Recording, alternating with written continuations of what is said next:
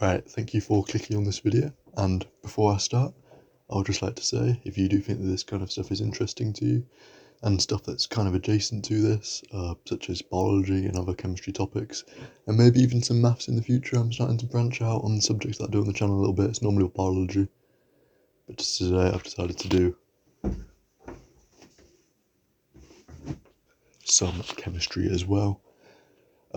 So yeah, if you do think this is interesting to you, then please make sure to like and subscribe. So yeah, let's dive right in. This is about the Chatelier principle. I do not speak French. Speak a little bit of it. Speak quite a bit of it actually. I'm not French, so please do forgive me pronouncing that wrong. I reckon he's French. I bet he's French. He sounds French anyway. It doesn't really matter where he's from. It's about the principle. This is one of the key principles in chemistry, and especially of equilibrium.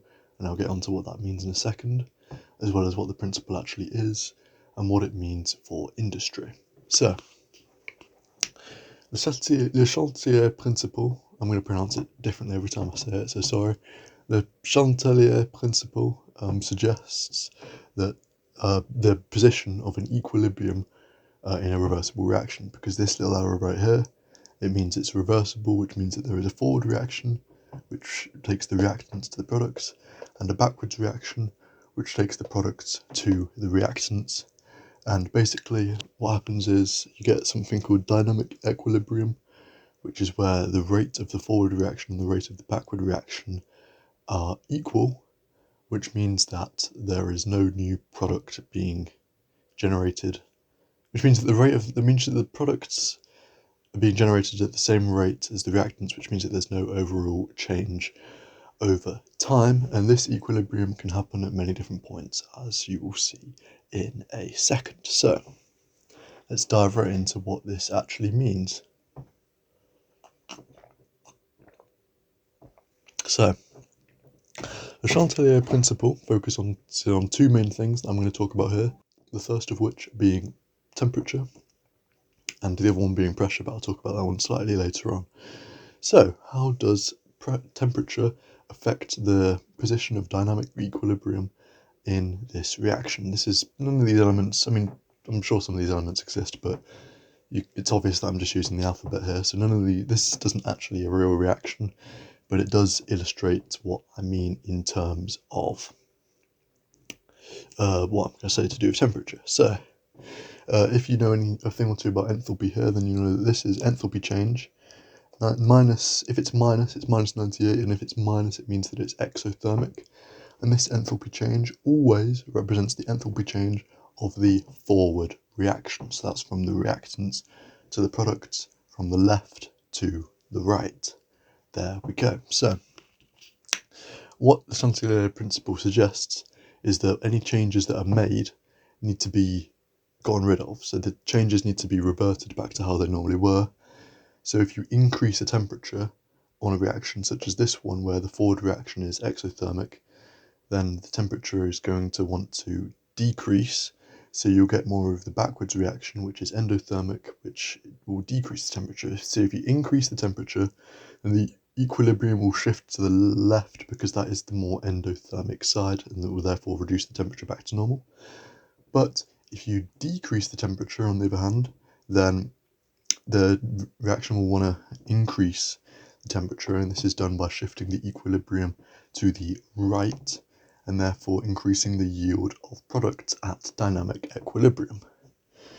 So there we go. I'll get on to what this means for industry after I've talked about pressure. So that's temperature out of the way, and so let's move on to pressure. So you're probably wondering why I've put these state symbols here, because if it's not a real reaction, then why does it matter if I've got state symbols? Because pressure is dependent on state symbols. So let's say if I increased the pressure here, the Chatelier principle suggests that any changes made need to be reverted to how they normally were.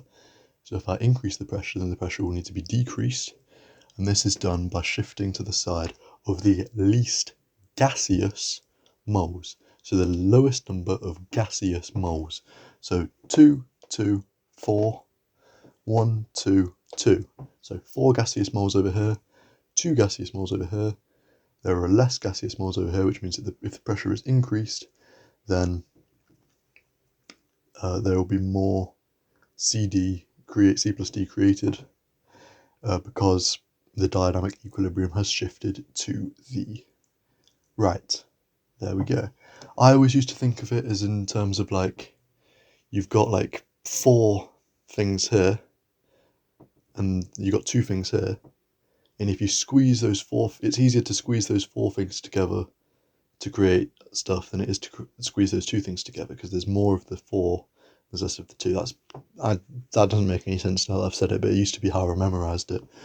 But it's easier to think of it as the pressure wants to revert back to what it normally was, so it goes, so the pressure is decreased by promoting that reaction there.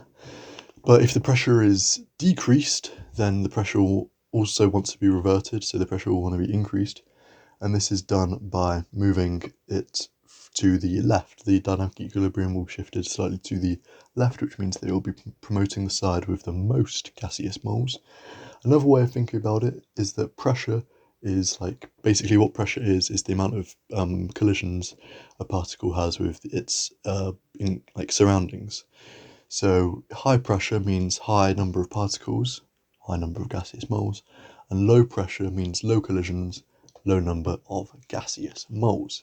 So now you're probably thinking, this is all cool and all, but what does this actually mean for industry, and therefore what does it mean for my daily life? Well, probably for your daily life it means very little, but in terms of actual like prices of the goods on the shelves and some interesting economic stuff like that, then this chemistry is actually a lot more interesting than you might have first believed, because if we want to increase a yield of a certain thing, let's say the Haber process, I've not got the Haber process instantly in my memory, but the Haber process, it was created by, I'm probably not a very nice guy, but in 1918 I'm pretty sure he won a Nobel Prize for creating this thing called ammonia, not creating this thing, but finding a process to create this thing called ammonia, which is used in many fertilizers and it feeds millions of people.